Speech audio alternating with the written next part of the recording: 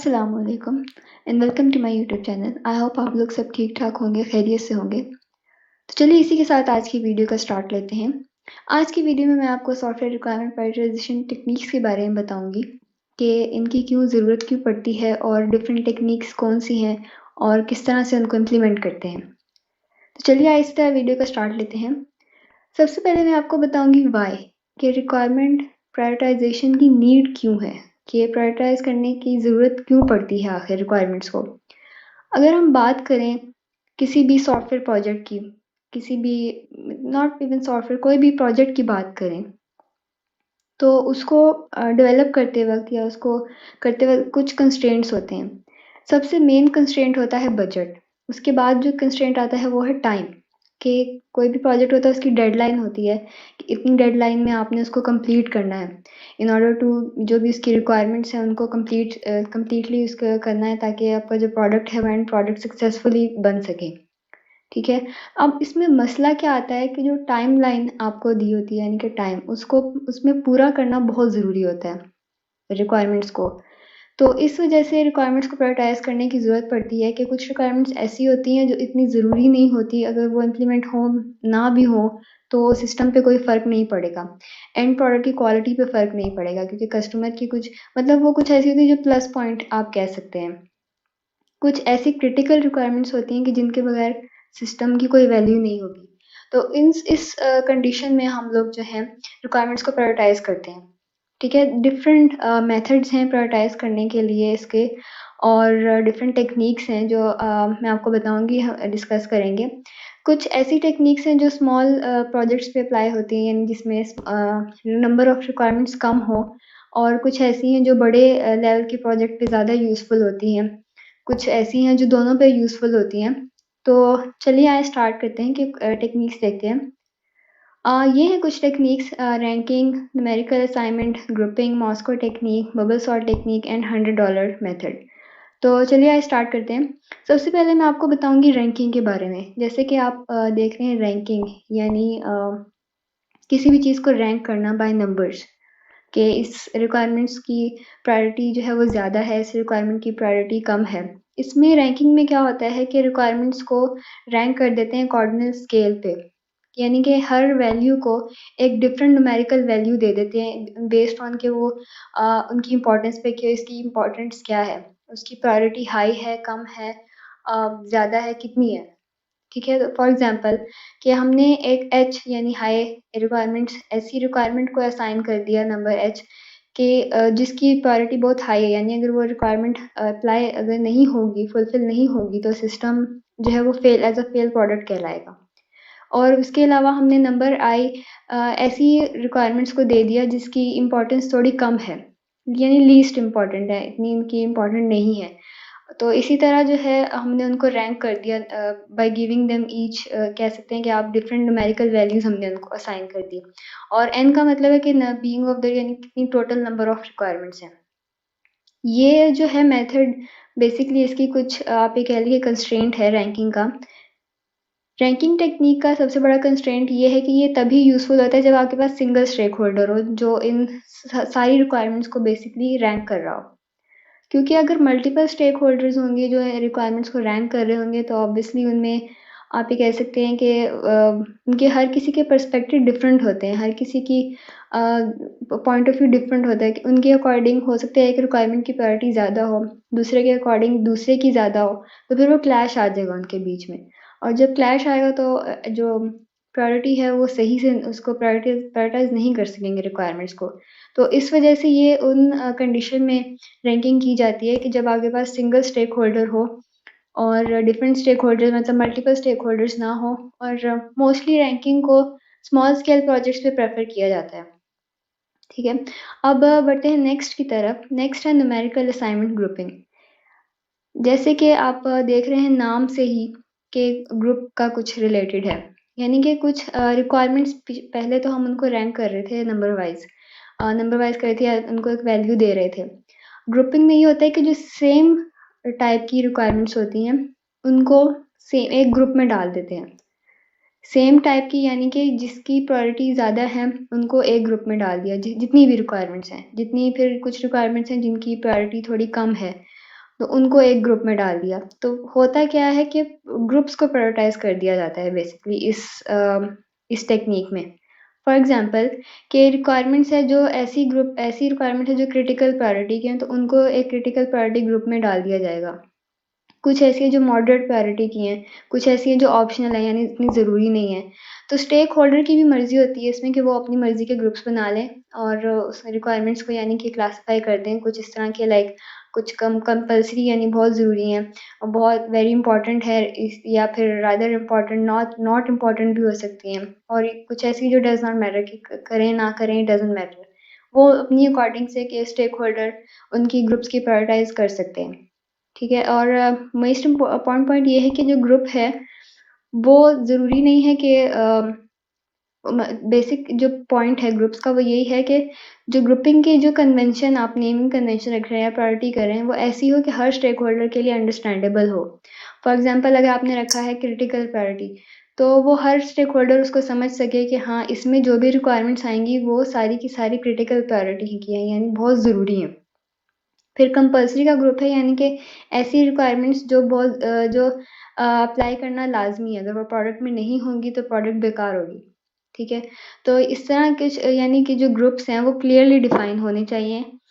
ये नहीं कि डिफ़रेंट हों, क्योंकि हर स्टेक होल्डर की अंडरस्टैंडिंग डिफ़रेंट होती है। तो इसलिए जो है इनको डिफ़ाइन करना ज़रूरी है। उसके बाद हम बात करेंगे कि अब ऐसा हो सकता है कि इसमें जो मेन प्रॉब्लम आ सकती है वो ये आ सकती है कि स्टेक होल्डर ऐसा करें कि सारी ही रिक्वायरमेंट्स को क्रिटिकली प्रायोरिटी में डाल दें। ठीक है, या मॉडरेट प्रायोरिटी में डाल दें सारी रिक्वायरमेंट्स को। तो क्योंकि ये भी पॉसिबल है इसमें।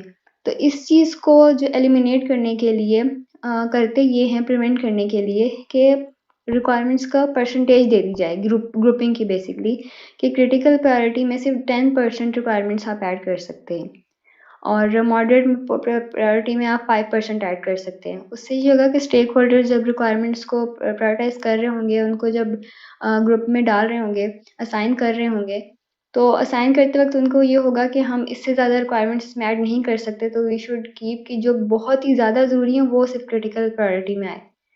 तो इससे ये होगा कि रिक्वायरमेंट्स हैं वो सही से ग्रुप्स में अपने असाइन हो जाएँगी। लेकिन इसका सबसे बड़ा डिसएडवांटेज भी ये है कि ग्रुप के अंदर प्रायोरिटी नहीं होती। मतलब पूरे ओवरऑल ग्रुप की प्रायोरिटी होती है, यानी क्रिटिकली प्रायोरिटी, यानी पूरे ओवरऑल ग्रुप की प्रायोरिटी हो रही है। लेकिन रिक्वायरमेंट्स की जो अपनी इंडिविजुअल प्रायोरिटी नहीं होती, कि अब इस ग्रुप में क्रिटिकल प्रायोरिटी वाले तो हैं, लेकिन कौन-सी पहले अप्लाई करनी है, कौन-सी बाद में करनी है, ये चीज़ उसमें डिफ़ाइन न्यूमेरिकल असाइनमेंट में आप टेक्नीक में डिफ़ाइन नहीं कर सकते। तो ये इसका जो है एक कह सकते हैं कि डिसएडवांटेज है। अब हम बात करेंगे मॉस्को टेक्नीक की। जैसे अब ऊपर हमने देखा कि हमने नंबर असाइन कर दिए थे। मॉस्को टेक्नीक में एक 4 प्रायोरिटी ग्रुप्स डिफ़ाइन कर दिए जाते हैं। ऊपर हमने देखा कि असाइनिंग ग्रुप्स में स्टेक होल्डर अपनी मर्ज़ी के ग्रुप्स डिफ़ाइन कर सकते हैं, जिसमें इश्यू भी आ सकते हैं कि ग्रुप्स कौन से होने चाहिए, कौन से नहीं होने चाहिए। तो मॉस्को टेक्नीक ने ये कह सकते हैं कि उसको ओवरकम कर दिया, कि अब आपके पास 4 ग्रुप्स हैं जिसमें आपने रिक्वायरमेंट्स को डालना है। अब हम देखते हैं कि वो 4 ग्रुप्स कौन से हैं वन बाय वन। पहला तो है कि मस्ट। मस्ट का मतलब है मैंडेटरी। ऐसी रिक्वायरमेंट्स जो फाइनल सॉल्यूशन में अगर नहीं होंगी तो वो फाइनल सॉल्यूशन एक्सेसिबल नहीं होगा, यानी वो रनेबल फॉर्म में नहीं होगा, वो product as a fail consider होगी। फॉर एग्जांपल कि HR system must store employee leave history, कि यानी एचआर सिस्टम में लाजमी हो कि उसमें जो एम्प्लॉय की लीव हिस्ट्री है वो उसमें लाजमी स्टोर करने का, यानी ये फंक्शनैलिटी उसमें लाजमी होनी चाहिए, ये रिक्वायरमेंट उसमें लाजमी होनी चाहिए। ठीक है, अब हम बात करेंगे शुड का मतलब है कि हाई प्रायोरिटी, यानी ऐसी requirements that should be included if possible, लेकिन within the delivery time, यानी टाइम फ्रेम जो उस प्रोजेक्ट का डेडलाइन है उसके अंदर अंदर ऐसी रिक्वायरमेंट्स जो उस डेडलाइन में उसमें डाल सकते हैं। ठीक है, इसमें रिक्वायरमेंट्स आ सकती हैं फॉर एग्जांपल कि एचआर सिस्टम शुड, यानी उसको अलाउ करे कि जो प्रिंटिंग है लीव लेटर्स को उनको प्रिंट करना अलाउ कर दे, यानी ये रिक्वायरमेंट उसमें शुड में आएगी। अब हम बात करेंगे कुड की। कुड में आती है कि प्रेफर्ड की जाती हैं लेकिन ज़रूरी नहीं है। ज़रूरी मतलब इस तरह से कि अ, अगर हो जाए तो प्लस पॉइंट है, अगर ना हो तो इट्स ओके, चलेगा। लेकिन ये है कि अगर हो जाए तो अच्छा होगा। इसमें हमारे पास एग्ज़ाम्पल है कि HR system could send out notification on pending leave date, यानी कि जो ऊपर लीव्स की जो थी उसमें अब वो नोटिफ़िकेशन सेंड कर सके। अब ये प्लस पॉइंट है। ज़रूरी नहीं है कि अगर नोटिफ़िकेशन नहीं भी सेंड होता तो कोई बड़ी बात नहीं है। लेकिन अगर नोटिफ़िकेशन सेंड हो जाए तो ये प्लस पॉइंट है कि आपके सिस्टम की एक फ़ंक्शनैलिटी जो है वो बढ़ जाती है, अच्छी हो जाती है। लास्ट में आते हैं वुड या और वांट। इसका मतलब है कि ऐसी रिक्वायरमेंट्स जो अभी के लिए ज़रूरी नहीं है, लेकिन फ्यूचर में एडेबल हो सकती है। यानी कोई जिस तरह अपडेट्स आती है अगर आपके सॉफ्टवेयर की, तो उसमें ऐड हो जाए तो that will be good. Otherwise अभी के लिए, अभी टाइम के लिए जो प्रोजेक्ट की डेडलाइन है, इसमें इनको इम्प्लीमेंट करना ज़रूरी नहीं है।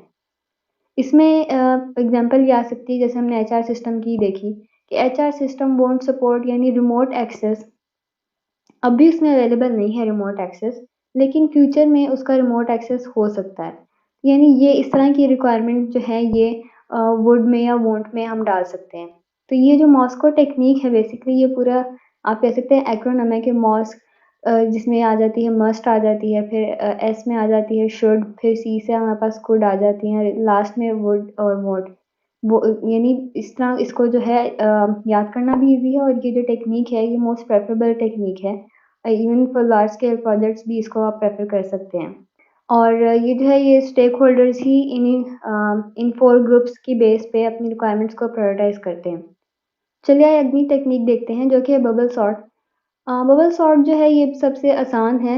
आपने एल्गोरिदम्स पढ़े होंगे अगर डाटा स्ट्रक्चर में, बबल सॉर्ट एल्गोरिदम सबसे यानी सॉर्टिंग टेक्निक है जिसमें रिक्वायरमेंट्स को लेते हैं और उनको कंपेयर करते हैं, और जब तक कंपेयर करते रहते हैं जब तक सारी की सारी रिक्वायरमेंट सॉर्ट नहीं हो जाती।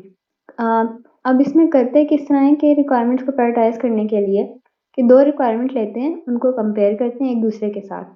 जो हाई प्रायोरिटी की होती है उसको उसको हाई प्रायोरिटी की रख देते हैं, और अगर दूसरी नहीं है तो उसको उससे लो में रख देते हैं। इसी तरह बाकी रिक्वायरमेंट से भी उनको कंपेयर करते हैं टिल द एंड, जब तक कि सारी रिक्वायरमेंट इसी तरह हाई प्रायोरिटी कम, उससे कम, उससे कम, उससे कम करके सॉर्ट नहीं हो जाती। और जब वो इन द एंड ये होता है कि एक लिस्ट ऑफ रिक्वायरमेंट्स आ जाती हैं जो कि रैंक्ड होती हैं बाय हाई प्रायोरिटी, उससे कम, फिर उससे कम और फिर लीस्ट। अब हम बात करेंगे $100 मेथड की। $100 मेथड जो है बेसिकली ये तब प्रेफ़र किया जाता है जब यानी स्मॉल नंबर ऑफ रिक्वायरमेंट्स हो, यानी स्मॉल स्केल प्रोजेक्ट्स के लिए इसको रिकमेंड किया जाता है। $100 मेथड में बेसिकली जो मेथड है इसमें वोटिंग का जो एक फंक्शनैलिटी है उसको यूज़ करते हैं। इसमें होता क्या है कि जो मल्टीपल स्टेक होल्डर्स होते हैं उन सबको 100, एक-एक स्टेक होल्डर को $100 दे दिए जाते हैं, और उनको बताया जाता है कि ये आपके पास रिक्वायरमेंट्स हैं, आपकी जो आपको हाई लगती है उसको ज़्यादा यानी आप पैसे अलॉट कर दें, जो उससे कम लगती है उसको थोड़े कम कर दें, और जो कम सबसे कम लगती है उसको सबसे कम अलॉट कर दें। इस तरह हर स्टेक होल्डर अपने पॉइंट ऑफ व्यू के मुताबिक हर रिक्वायरमेंट्स को डॉलर जो है असाइन कर देते हैं। उनको जो भी लगते हैं और वो असाइन कर देते हैं। इन दी एंड क्या होता है कि हर रिक्वायरमेंट्स के डॉलर काउंट किए जाते हैं। फिर जिस रिक्वायरमेंट्स के सबसे ज़्यादा होते हैं उसको हाई प्रायोरिटी दे दी जाती है। फिर उससे कम, फिर उससे कम, और इस तरह उनकी रैंकिंग कर देते हैं। उनको प्रायोरिटाइज़ कर लेते हैं बेसिकली। तो इसमें जो है जैसे मैंने बताया कि स्मॉल पे यूज़ किया जाता है, लेकिन इसका जो सबसे एक डिसएडवांटेज कह सकते हैं, डिसएडवांटेज ये है इसका कि इसमें ट्रैक करना थोड़ा मुश्किल होता है कि हो सकता है किसी स्टेक होल्डर ने अपने पूरे $100 यूज़ ही ना किए हों, और अगर उसने वो नहीं यूज़ किए तो जो बच गए हैं वो हो सकता है मे बी वो कहीं और उन्हीं सेट ऑफ रिक्वायरमेंट्स में इन्वेस्ट हो सकते थे। तो इसमें फिर वो इश्यू आ जाता है कि कौन-सी ज़्यादा की है, कौन-सी नहीं, तो वो एक थोड़ा-सा आप कह सकते हैं कन्फ्यूज़न आ जाती है।